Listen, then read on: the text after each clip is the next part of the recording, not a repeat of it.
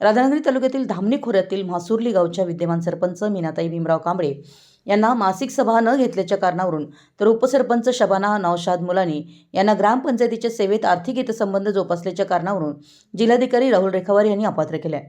याबाबतची तक्रार माजी ग्रामपंचायत सदस्य बाबूराव कांबळे यांनी केली होती। एकाच वेळी दोन्ही पद अपात्र होण्याची गावच्या इतिहासातील पहिलीच घटना आहे। म्हासुर्लीसह इतर वाडावस्त्या मिळून ग्रुप ग्रामपंचायत अस्तित्वात आहे।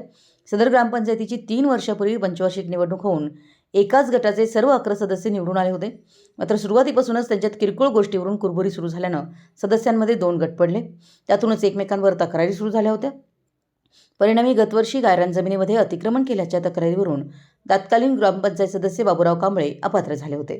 तर विद्यमान सरपंच सौ मीनाताई कांबळे यांनी एप्रिल 2021 ची मासिक सभा न घेतल्यानं कर्तव्यात कसूर केल्याचं तर उपसरपंच शबाना मुलानी यांचे पती नौशाद मुलानी यांनी गाडीच्या भाड्यापोटी ग्रामपंचायतीकडून रक्कम स्वीकारल्यानं आर्थिक हितसंबंध जोपासून आर्थिक लाभ प्राप्त केल्यामुळे त्यांना अपात्र करावं अशी मागणी माजी सदस्य बाबूराव कांबळे यांनी अर्जाद्वारे जिल्हाधिकारी यांच्याकडे केली होती।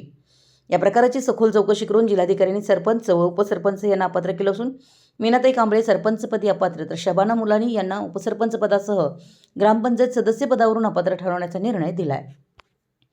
मराठी एस न्यूजसाठी राधानगरीहून संजय कांबळे।